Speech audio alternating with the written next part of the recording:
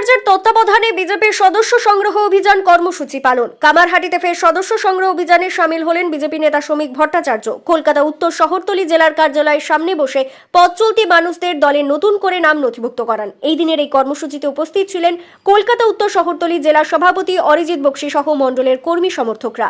এলাকার বহু মানুষেরা স্বতঃস্ফূর্তভাবে বিজেপি সদস্যপদ গ্রহণ করেন। এদিনের এই কর্মসূচিতে এসে সাংবাদিকদের মুখোমুখি হয়ে বিজেপি নেতা শ্রমিক ভট্টাচার্য বলেন, 6 বছর পর্যন্ত সবাই পার্টির মেম্বার থাকে, তারপরেই নতুন করে পার্টিতে নতুন করে সদস্য হতে হয়। প্রধানমন্ত্রী নিজে মেম্বারশিপ করিয়েছেন। বিজেপির এমন কোনো দুর্দশা আসেনি যেখানে তৃণমূলের মতো পরিবারতান্ত্রিক দুর্নীতিগ্রস্ত এবং সাংবিধানিক ব্যবস্থাকে ধ্বংস করেছে তাদের নিয়ে মতামত দেওয়ার ইচ্ছে নেই।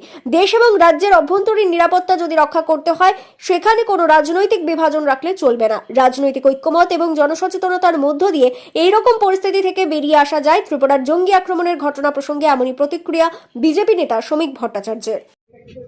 6 বছর পর্যন্ত সবাই পার্টির মেম্বার থাকে। 2রা সেপ্টেম্বর থেকে পার্টির আর কোনো মেম্বার নেই। নতুন করে নবীকরণ নয়, নতুন করে সদস্য হতে হয়।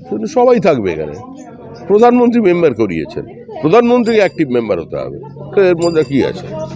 বারবার এই বিষয়টাকে ইস্যু করছে বাংলা শাসক দল। তারা বলছে যে বিজেপিতে তাদের লড়াই করার জন্য 26-এর জন্য কর্মী নেই, তার জন্য তারা সদস্যতা অভিযানে নেমেছে। সেই জন্যই সদস্যতা। সব প্রশ্নের উত্তর হয় না।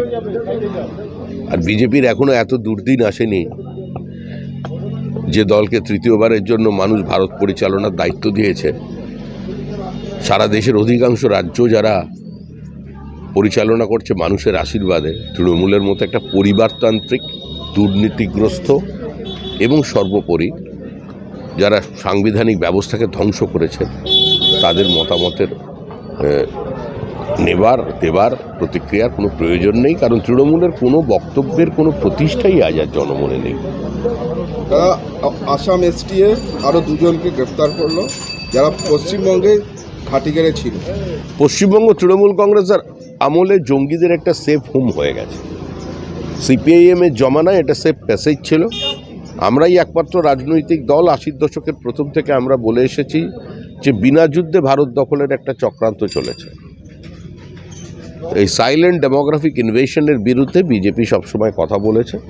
আমরা এখনও মনে করছি এই সরকার দেশের আভ্যন্তরীণ নিরাপত্তা নিয়ে খুব একটা সিরিয়াস নয়। কারণ দেশ এবং রাজ্যের আভ্যন্তরীণ নিরাপত্তার যদি রক্ষা করতে হয় এবং এই সন্ত্রাসবাদের বিরুদ্ধে যদি লড়াই করতে হয় সেখানে কোনো রাজনৈতিক বিভাজন কিংবা ধর্মীয় বিভাজন রাখলে চলবে না।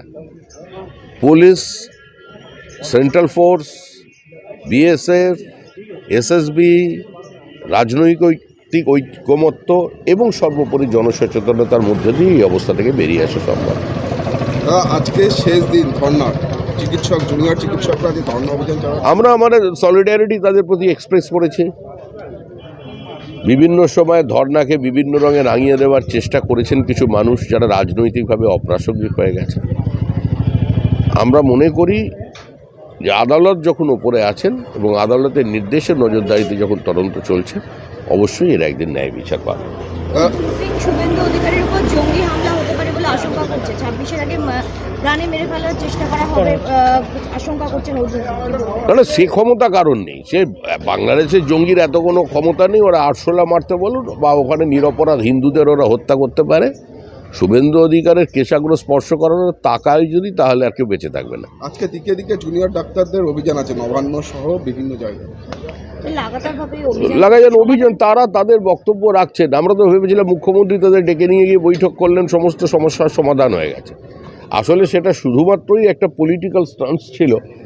এটাই আজকে প্রমাণিত হচ্ছে। ডাক্তারদের মূল যে সমস্যা, তাদের নিরাপত্তার প্রশ্ন, তাদের পানিশমেন্ট ট্রান্সফার এবং সর্বোপরি পুরো